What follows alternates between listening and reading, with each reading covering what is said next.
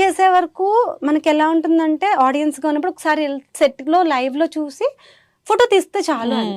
So నా చిన్నప్పుడు నేను చిరంజీవి గారి మూవీస్ ఠాగూర్ అట్లాంటివి చూసినప్పుడు నేను ఎప్పుడైనా చిరంజీవి గారిని వెళ్ళి ఇలా ముట్టుకుంటే చాలు అని నా ఫీలింగ్ అప్పట్లో. ఆయనతో మూవీ చేసినప్పుడు ఏమనిపిస్తుంది, ఫోటో తీస్తే చాలు, ఆయన మాట్లాడితే చాలు, ఆయన నన్ను గుర్తుపడితే చాలు, నివిత ఓ హాయ్ నివిత అని గుర్తుపడితే చాలు అనిపిస్తుంది. గుర్తుపట్టాక ఒక మూవీ చేశాక మనకి మంచి రోల్ చేస్తే బాగుండు, ఆయనకి మన పర్ఫార్మెన్స్ తెలిసేలాగా సార్ నేను ఇంత యాక్టింగ్ చేయగలను అని మీ యాక్టింగ్ వాళ్ళు పొగిడేలాగా మంచి రోల్ పడితే బాగుండు అనిపిస్తుంది. So it's never ending. So Kalyan గారితో ఎన్ని మూవీస్ అయినా ఒక ఏడీ లాగా ఒక ఆర్ట్ అసిస్టెంట్ ఉంటారు చూడండి, ఈ ఫ్లోర్ అది తుడుస్తారు, అదైనా నేను వెళ్తాను నెక్స్ట్. ఓకే, బికాస్ అంటే వేరే లాంగ్వేజెస్ లో ఇంకేమైనా సినిమాలు చేస్తున్నారా?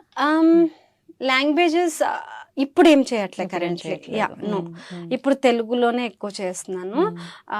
మేబీ వస్తే 100%, but I'm not even trying. I have a small baby, so తనతో ట్రావెలింగ్ కొంచెం మినిమైజ్ కష్టం కాదు యాక్చువల్లీ. ఖుషి అప్పుడు ఐ ట్రావెల్డ్, ఖుషి అప్పుడు మేము ఫ్లైట్లో వెళ్ళాము వచ్చాము, మళ్ళీ సారంగ పని జాతకం అప్పుడు కూడా వైజాగ్ షూట్కి వెళ్ళాను వచ్చాను. I travel, it's not that I don't travel, but preferably ఇప్పుడు ఇక్కడ ఒక 20 days షూటింగ్ ఉండి అవుట్డోర్ ఒక 5 days 10 days ఉంటాయి. బట్ కంప్లీట్ అవుట్డోర్ అంటే కొంచెం ఆలోచించాలి.